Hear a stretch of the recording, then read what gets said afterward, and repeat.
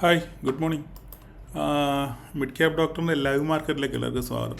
നമ്മളിപ്പോൾ ഒരു live trade എടുത്തായിരുന്നു. അപ്പോൾ ജസ്റ്റ് അതിൻ്റെ ഒരു എന്താ പറയുന്നത്, അതിൻ്റെ ഒരു ലോജിക്ക് ഒന്ന് ജസ്റ്റ് എക്സ്പ്ലെയിൻ ചെയ്യാൻ വേണ്ടി, ലൈവ് മാർക്കറ്റ് തന്നെ എക്സ്പ്ലെയിൻ ചെയ്യുകയാണെന്നുണ്ടെങ്കിൽ നിങ്ങൾക്ക് പെട്ടെന്ന് കാര്യങ്ങൾ മനസ്സിലാക്കുന്നുണ്ട്.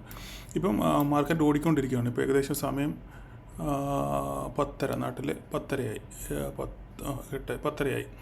അപ്പോൾ നമ്മളിവിടെ ഒരു ട്രേഡ് എടുത്തായിരുന്നു. ആ ട്രേഡിൻ്റെ ലോജിക്കാണ് പറയാൻ പോകുന്നത്.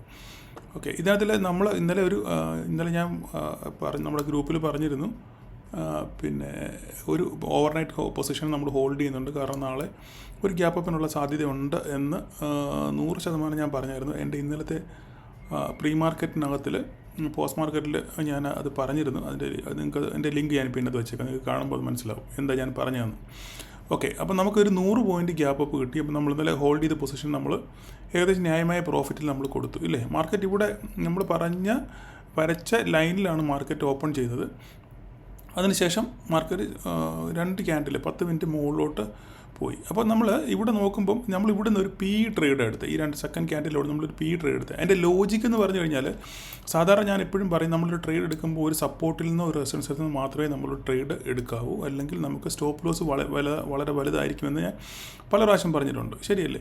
അപ്പം ഇതിനകത്തിൽ പക്ഷേ ഈ ഇടയ്ക്ക് വെച്ച് ഈ ക്യാൻഡിൽ വന്നപ്പോൾ തന്നെ ഞാനൊരു ട്രേഡ് പറഞ്ഞതിൻ്റെ കാര്യം എന്താണ്, നമ്മളൊരു ട്രേഡ് എടുക്കാനുള്ള കാര്യം, എൻ്റെ ലോജിക്ക് എന്താണെന്നാണ് ഞാൻ പറയാൻ പോകുന്നത്. നമ്മൾ ഫ്യൂച്ചറിൻ്റെ ചാർട്ടിലോട്ട് വരുവാണെന്നുണ്ടെങ്കിൽ, ഫ്യൂച്ചർ വന്നു കഴിഞ്ഞാൽ നമുക്ക് മനസ്സിലാവും. ഇവിടെ 13,173 ഒരു റെസിസ്റ്റൻസ് ഉണ്ട്. നമ്മൾ പ്രീവിയസ് റെസിസ്റ്റൻസ് നമുക്ക് നോക്കിക്കഴിഞ്ഞാൽ നമുക്കൊരു പ്രീവിയസ് റെസിസ്റ്റൻസ് അവിടെ ഉണ്ട്. ഓക്കെ, 13,173. അപ്പോൾ ആ റെസിസ്റ്റൻസിൻ്റെ അവിടെ നിന്ന് റെസിസ്റ്റൻസ് ഫേസ് ചെയ്യാനുള്ള സാധ്യത വളരെ കൂടുതലാണ് എന്ന് ഞാൻ മനസ്സിലാക്കി.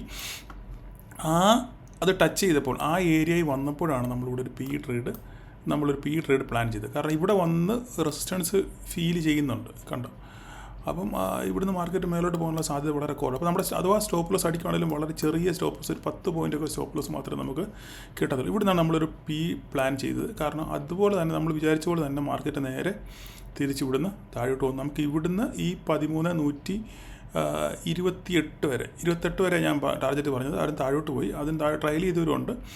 ഇവിടം വരെ നമുക്കത് ക്യാപ്ചർ ചെയ്യാൻ പറ്റി. ഏകദേശം ഒരു അരമണിക്കൂറാണ് നമ്മുടെ ട്രേഡ് രാവിലത്തെ കഴിഞ്ഞു, അല്ലേ? നമുക്ക് വൈകുന്നേരം 3:30 വരെ നോക്കിയിരിക്കേണ്ട യാതൊരു കാര്യമില്ലായിരുന്നു. 10 മണിയായപ്പോൾ നമ്മുടെ ട്രേഡ് അവസാനിപ്പിച്ചു. അപ്പോൾ നമ്മൾ ഈ ട്രേഡിനകത്തിൽ ഈ പാർട്ടിസിപ്പേറ്റ് ചെയ്തവർ ജസ്റ്റ് ഒന്ന് കമൻറ്റ് ചെയ്തേക്കണം ഈ വീഡിയോ കാണുവാണെന്നുണ്ടെങ്കിൽ.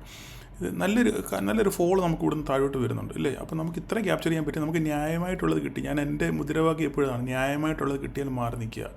അപ്പോൾ ആ ന്യായം നമ്മൾ പാലിച്ച് മാറി നിൽക്കുന്നു എന്ന് മാത്രമേ ഉള്ളൂ. അത് കിട്ടി, നമ്മൾ മാറി, നമ്മുടെ ട്രേഡ് അവസാനിപ്പിച്ചു. ഇനി നമുക്ക് ട്രേഡില്ല. ഈ മാർക്കറ്റിന് എങ്ങോട്ട് പോയാലും ഡസൻ മാറ്റർ, നമുക്ക് നമ്മുടെ വിഷയമുള്ള കാര്യമേ അല്ല. അപ്പോൾ ജസ്റ്റ് ഈ ലോജിക്ക് ഞാനൊന്ന് പറയാൻ വേണ്ടിയാണ്. ഫ്യൂച്ചർ, അപ്പോൾ നമ്മളെപ്പോഴും ട്രേഡ് ചെയ്യുമ്പം സ്പോട്ട് മാത്രമല്ല നോക്കേണ്ടത്, ഫ്യൂച്ചറും കൂടെ വേണം നോക്കാൻ എന്ന് ഒന്ന് പറയാൻ വേണ്ടി മാത്രമാണ് ഞാനിപ്പോൾ ഈ ലൈവ് മാർക്കറ്റിൽ ഇപ്പോൾ വന്നത്. അതിൻ്റെ ട്രേഡ് ലോജിക്ക് അങ്ങനെയാണ്. അപ്പോൾ നമ്മൾ ചിലപ്പോൾ സ്പോട്ട് കാണുന്നത് വിചാരിക്കും, ഇടയ്ക്കിട്ട് അങ്ങനെ ട്രേഡ് എടുത്ത് സപ്പോർട്ട് റെസിസ്റ്റൻസ് എന്നല്ലേ പറഞ്ഞത്. പക്ഷേ നമ്മൾ ഫ്യൂച്ചർ നോക്കുമ്പോൾ ഫ്യൂച്ചറിനകത്ത് നമുക്ക് അവിടെ ഒരു നല്ല ഒരു റെസിസ്റ്റൻസ് അവിടെ ഫീൽ ചെയ്യുന്നുണ്ട്, മനസ്സിലായോ? ഒരു പ്രീവിയസ് റെസിസ്റ്റൻസ് അവിടെ ഉണ്ട്.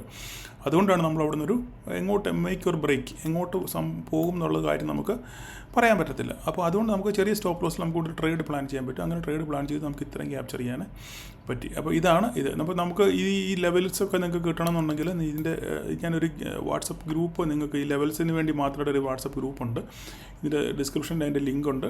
നിങ്ങൾക്ക് അതിനകത്തിൽ ജോയിൻ ചെയ്ത് കഴിഞ്ഞാൽ നിങ്ങൾക്ക് ഈ ലെവൽസ്, ലൈവ് മാർക്കറ്റിൽ തന്നെ നിങ്ങൾക്ക് അതിൻ്റെ ലെവൽസ് ലഭിക്കുന്നതായിരിക്കും. താല്പര്യമുള്ളവർക്ക് അവിടെ ജോയിൻ ചെയ്യാം. ജസ്റ്റ് ഈ ലൈവ് ഇതൊന്ന് പറയാൻ വേണ്ടി മാത്രമാണ് ഞാനിപ്പോൾ ഈ ഒരു സ്പെഷ്യൽ വീഡിയോ ആയിട്ട് വന്നത്. Okay, thank you all.